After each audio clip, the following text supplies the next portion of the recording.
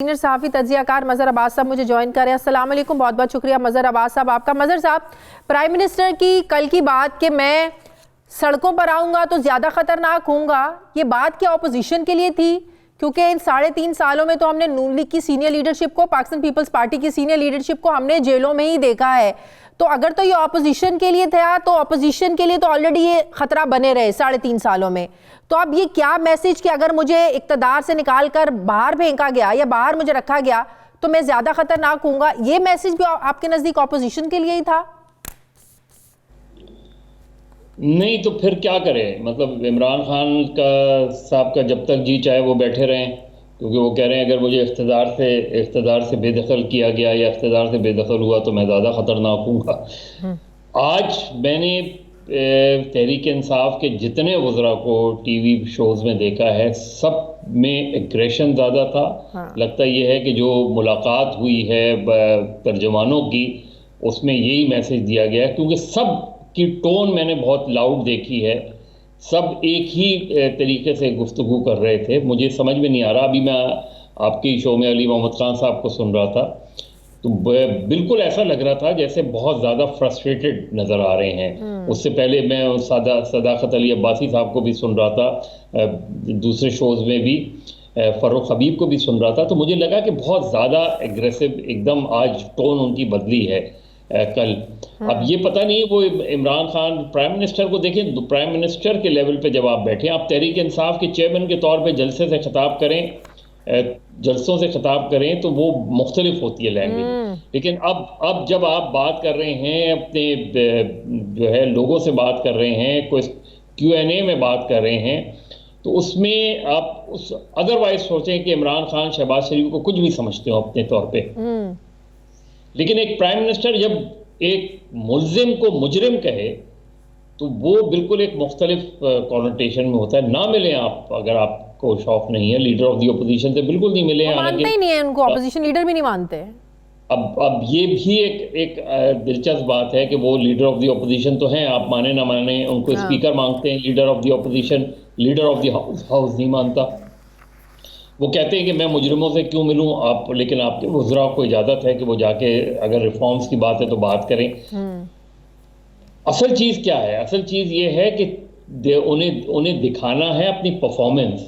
बिल्कुल, उन्हें दिखाना है कि लोग उनको अगले इलेक्शन में वोट दें, इसलिए कि पिछली मरतबा जब लोगों ने उनको वोट दिया था तो वो वोट बड़ा मुख्तलिफ था। पिछले इलेक्शन में लोगों ने उनको वोट जो दिया था वो दिया था क्योंकि इमरान खान उससे पहले कभी इख्तिदार में नहीं आए थे। पिछली मरतबा अभी अली साहब कह रहे थे कि हम रिफॉर्म्स कर रहे हैं, 3.5 साल में रिफॉर्म्स क्यों नहीं की? किसने रोका था पुलिस रिफॉर्म्स को? कह रहे करप्ट सिस्टम है, तो करप्ट लोगों को क्यों नहीं निकाला आपने 3.5 साल में?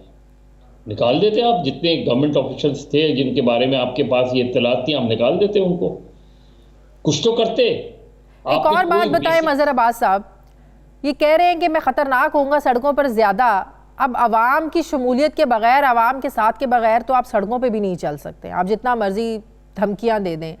तो इस टर्म के बाद क्या अवाम इनका साथ देंगे सड़कों पर? क्योंकि आप आज PTI के किसी भी वोटर से बात कर लें, बहुत ज़्यादा वोटर यही कहते हैं कि बहुत बड़ी गलती हो गई।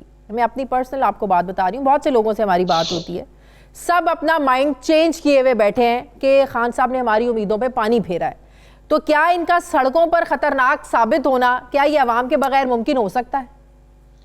नहीं, ऐसा नहीं है शादिया, ऐसा नहीं है कि बिल्कुल लोग मतलब इमरान खान अकेले हो जाएंगे, ऐसा बिल्कुल भी नहीं है। इमरान खान के पास उस वक्त मतलब उनके पास एक टीम भी है, लोग हैं उनके, बिल्कुल अगर कोई परफॉर्म ना भी कर सके तो ऐसा नहीं है। कौन सा पीपल्स पार्टी भी परफॉर्म नहीं कर पाई, PMLN भी परफॉर्म नहीं कर पाई। नहीं, वैसी पावर जो 2014 के धरने में थी, वो डिपेंड करता है। देखिए, वो डिपेंड करता है, यहाँ लोगों के ओपिनियन बड़ी तेजी से तब्दील होते हैं। जो भी अगली गवर्नमेंट कौन सी आएगी, उस गवर्नमेंट के ऊपर भी तो एक बर्डन होगा, वो भी यही कहेंगे कि जी पिछलों ने ये किया, अब हम क्या करें।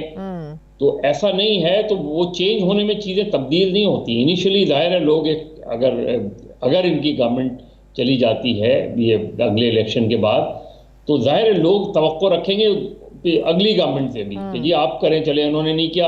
अगर 3 महीने 6 महीने में उन्होंने कोई बेसिक रिफॉर्म नहीं की तो लोग उनके खिलाफ भी खड़े हो जाएंगे। तो ऐसा नहीं है कि इमरान खान डाउन अगर हो भी गए तो आउट नहीं होंगे, वो आउट रहेंगे तो सीन के अंदर, लेकिन उनके लिए चैलेंजेस बहुत हैं।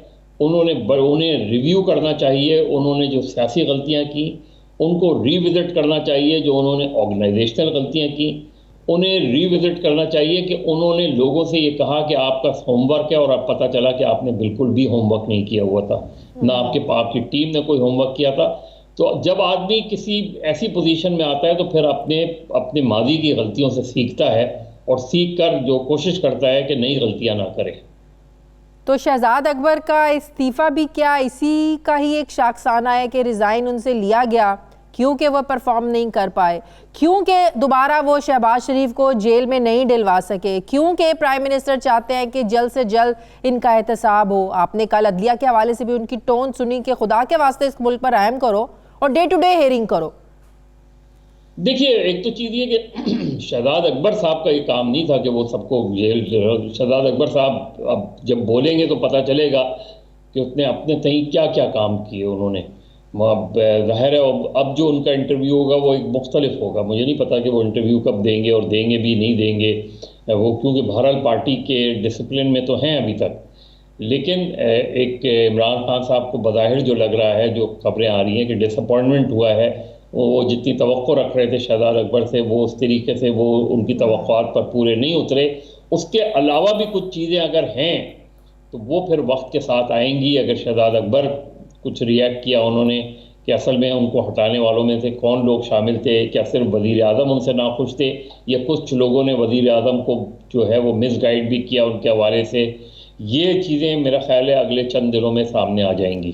प्राइम मिनिस्टर, आपको कल की जो उनकी बातें थी उनसे लगा कि वो किसी फ्रस्ट्रेशन में है, दबाव में बोल रहे हैं, और उनका साथ ही ये कहना कि अगले 5 साल भी हमारे ही होंगे, वो इस तरह की उनके बातें करना, क्या उनको किसी चीज़ का खौफ है कि शायद जो, और 3 महीने अहम ये दिसंबर में वो ये बात कर चुके हैं, तो उनको किसी चीज़ का खौफ है कि शायद अगले 5 साल उनको ना मिलें, दोबारा शरीफ खानदान आ जाए या दोबारा जरदारी खानदान आए, जो फ्रस्ट्रेशन उनकी अब खुलकर बाहर आ रही है? देखिए, उनको जिस चीज़ का खौफ है वो, एक तो उन्होंने जब ये सारी बातें की हैं तो उन्होंने अपने पार्टी वर्कर्स को भी एक तरह से कॉन्फिडेंस देने की कोशिश की है कि मैं कहीं नहीं जा रहा, अगले 5 साल भी हमारे हैं, ये भी पूरा टेन्योर हम कंप्लीट करेंगे। तो वो अपने पार्टी वर्कर्स को भी और अपने अरकान असेंबली को भी ये कॉन्फिडेंस देने की कोशिश की उन्होंने। उसमें उन्हें पता है कि उन्होंने कल की पूरी गुफ्तगू में पीपल्स पार्टी का जिक्र नहीं किया। उन्हें ये पता है कि उनका चैलेंजर जो है अगली मर्तबा वो पीपल्स पार्टी नहीं है, वो असल चैलेंजर उनके शरीफ सी हैं। इसीलिए उनकी फ्रस्ट्रेशन ये है कि इनको अब तक सजाएं क्यों नहीं हुई। वो अब भी चाहते हैं कि इनको सजाएं हों, अब भी चाहते हैं कि अगले इंतखाबात से पहले शहबाज शरीफ, नवाज शरीफ। लेकिन ये कोई ज़बरदस्ती का काम तो नहीं है, ये तो अदालती एक प्रोसेस है। जाहिर है आपको अगर सजा भी दिलवानी, आपको अदालती प्रोसेस से होके गुजरना पड़ता है। अब वो शहजाद अकबर तो नहीं कर सकते थे। हाँ शादिया, वो उन्होंने कल अदलिया से भी तो अपनी फ्रस्ट्रेशन का इजहार किया है ना। अदलिया से वो फ्रस्ट्रेटेड नज़र आए, वो मीडिया से फ्रस्ट्रेटेड नज़र आए, उसमें मीडिया से भी शिकायत की उन्होंने। असल चीज़ ये है कि ये सारी चीज़ें तो उन्हें करनी थी, वो बना देते नैब अदालतें, वो शुरू में बना देते, वो कानून बनाते कि जी जो है 7 दिन में फैसला करें, नैब अदालतें बनाते ना। आपको किसने रोका हुआ था? बिल्कुल सही चीज़। तो ये जब तक ये चीज़ें खुद नहीं करेंगे तो आज 3.5 साल बाद अगर उनके वज़रा ये बैठ के कह रहे हैं कि हम रिफॉर्म्स कर रहे हैं, तो आप अगले 6 महीने में क्या रिफॉर्म्स करेंगे जो आप 3.5 साल में नहीं कर सके। बहुत चीज़ ये कि